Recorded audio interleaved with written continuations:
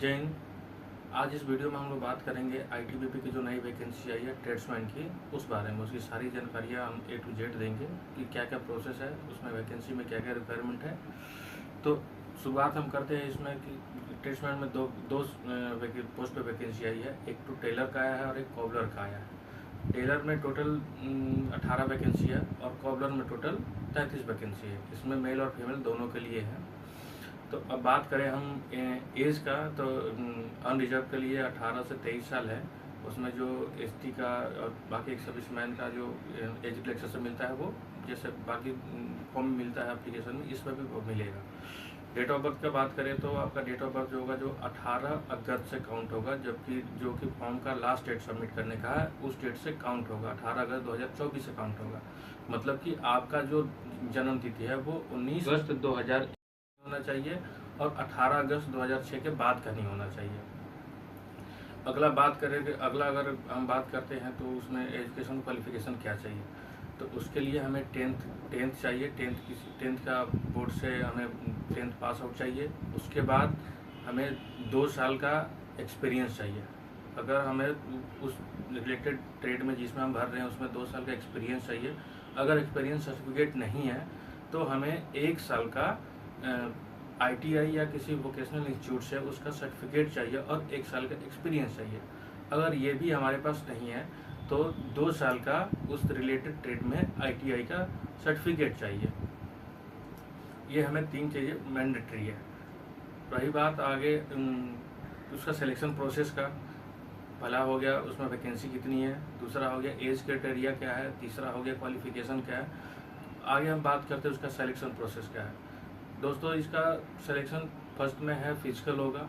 Physical में क्या क्या रिक्वायरमेंट है तो उसके बारे में हम डिटेल में बात करते हैं। फिजिकल के लिए हमें हाइट होना चाहिए मेल का 167.5 मेल के लिए यूआर का, और फीमेल के लिए 157 सेंटीमीटर। अगर बात करें गोरखा, असम और मेघालय के उस रीजन के जो कैंडिडेट है उनकी बात करें तो मेल के लिए 165 और फीमेल के लिए 155 सेंटीमीटर होना चाहिए।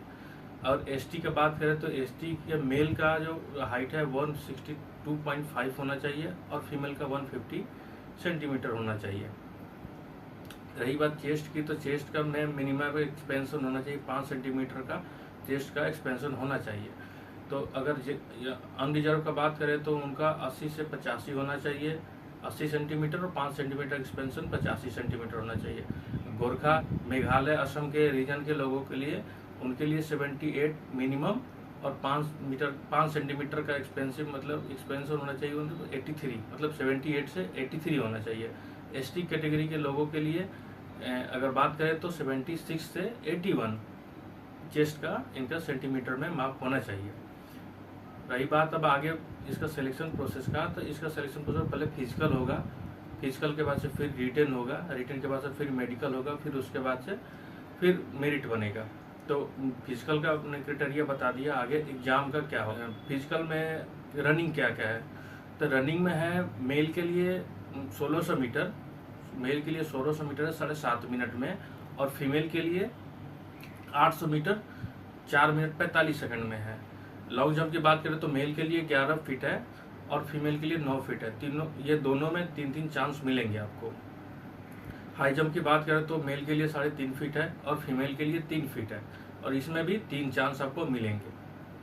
फिजिकल के बाद बात आती है रिटन की, तो इसमें रिटन 2 फेज में होगा।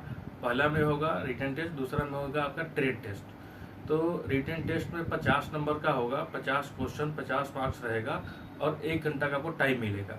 उसमें आपको जीके 15 नंबर का रहेगा, मैथ 10 नंबर का रहेगा, रीजनिंग 15 नंबर का रहेगा, और हिंदी और इंग्लिश 10 नंबर का रहेगा। उसमें आप हिंदी और इंग्लिश आप चूज कर सकते हैं कि आप हिंदी में एग्जाम देंगे, हिंदी का या इंग्लिश का एग्जाम देंगे।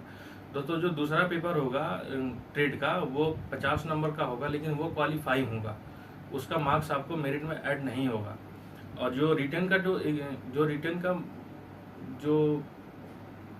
का जो टेस्ट होगा, जो जिसमें मैथ, रीजनिंग, हिंदी और जीके जीएस होगा, उसका जो मिनिमम क्वालिफाइंग मार्क्स है अनरिजर्व और एक सर्विसमैन के लिए, अनरिजर्व EWS और एक सर्विसमैन के लिए होगा आपका 18 मार्क्स, यानी कि 50 में आपको 18 मार्क्स मिनिमम लाने पड़ेंगे।